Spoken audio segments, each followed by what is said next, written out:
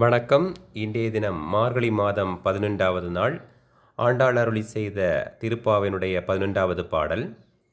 கற்றுக்கறவை கணங்கள் பலகறந்து செற்றார் திரளிய சென்று செறி செய்யும் குற்றமொன்று இல்லாத கோவலர்த்தம் பொற்கொடியே புற்றரவு அல்குல் புனமயிலே போதராய் சுற்றத்து தோழிமார் எல்லாரும் வந்து நின் முற்றம் புகுந்து முகில்வண்ணன் பேர்வாட சிற்றாதே பேசாதே செல்லப் பெண்டாட்டி நீ எற்றுக்குறங்கும் பொருளேலோர் எம்பாவாய்.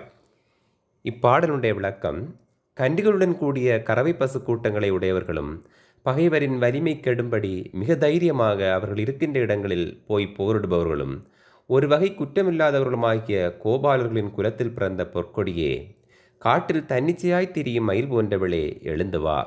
சுற்றத்தாரும் தோழிகளுமாகிய எல்லாரும் உன் முன்வாசலில் வந்து சேர்ந்து கார்மேக கண்ணனின் திருநாமத்தை பாட அசையாமலும் பேசாமலும் உறங்குகிறாயே, நீ ஏன் இவ்வாறு செய்கிறாய் என்று கூறுகிறார்கள்.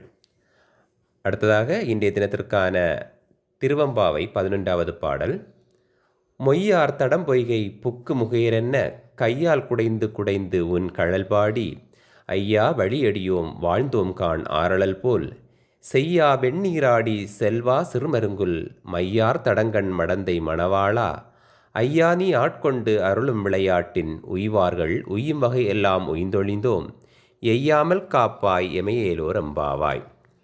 இப்பாடலுடைய விளக்கம்: வண்டுகள் மொய்க்கும் அழகிய மலர்கள் நிறைந்த அகன்ற பொய்கையில் இறங்கி முகேர் என்னும் ஒலி உண்டாகும்படி தண்ணீரை குடைந்து நீராடி உன் திருவடிகளை பாடி பரம்பரை அடிமைகளாக வாழ்ந்துவிட்டோம். எரிகின்ற நெருப்பு போல சிவந்த திருமேனியை உடையவனே, திருவெண்ணீட்டை அணிந்தவனே, திருவருட்செல்வனே, சிறிய இடையையும் மைதீட்டிய பெரிய விழிகளையும் உடைய உமையின் தலைவனே, எம்பெருமானே, உயிர்களை ஆட்கொண்டல்கின்ற உன் விளையாட்டில் நாங்களும் சந்தேகமின்றி நற்கதி அடைந்திருக்கிறோம்.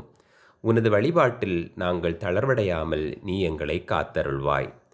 இத்துடன் இன்றைய தினத்திற்கான திருப்பாவை திருவம்பாவை பாடல் நிறைவடைந்தது. நாளை தினம் மற்றுமொரு திருப்பாவை திருவம்பாவுடன் சந்திப்போம். நன்றி, வணக்கம்.